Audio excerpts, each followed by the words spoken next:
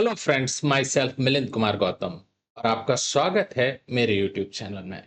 हम आज quick video series का एक इम्पॉर्टेंट टॉपिक पढ़ने वाले हैं जो कि है मोल फ्रैक्शन।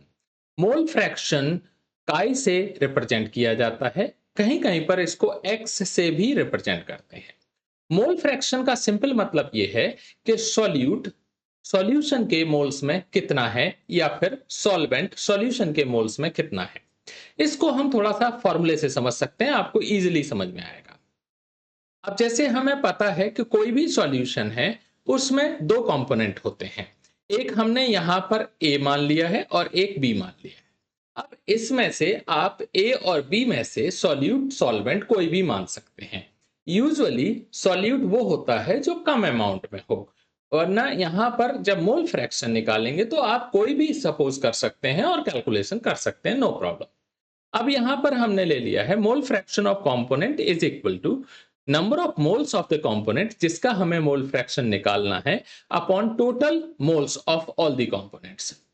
अब ऑल द कंपोनेंट्स इसीलिए कहा गया है क्योंकि कुछ सॉल्यूशन में दो से ज्यादा भी कंपोनेंट हो सकते हैं। तो उस केस में हम यहां पर कहेंगे number of mole of component A upon total number of mole of component A plus B plus C. Suppose that उसमें तीन कंपोनेंट है, यहां पर दो कंपोनेंट है, तो number of moles of component A divided by total number of moles of component A and B.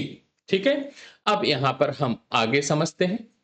जैसे हमें मोल फ्रैक्शन ऑफ ए निकालना है, तो number of mole of component A and total number of mole of solution. अब solution में क्या है, solute है और सॉल्वेंट है।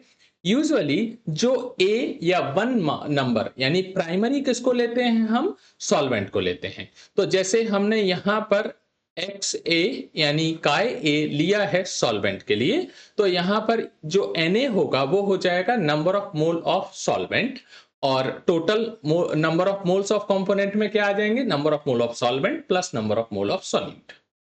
अब काय बी ले लेते हैं, तो इसको कहेंगे हम मोल फ्रैक्शन ऑफ सॉल्यूट। तो ये हो जाएगा number of moles of solute upon total moles of solution, जिसमें number of mole of solute यानी N B upon total number of solution यानी एन ए और एन बी दोनों का सम। अगर दो कंपोनेंट हैं तो हम इसमें दोनों के जो मोल फ्रैक्शन है उसका सम हम वन लेंगे। अब जैसे तीन कंपोनेंट है तो उस केस में सिंपल हो जाएगा X A plus X B is plus X C is equal to one. Means जितने भी कंपोनेंट हो उन सभी के मोल फ्रैक्शन का जो सम होता है वो यूनिट होता है।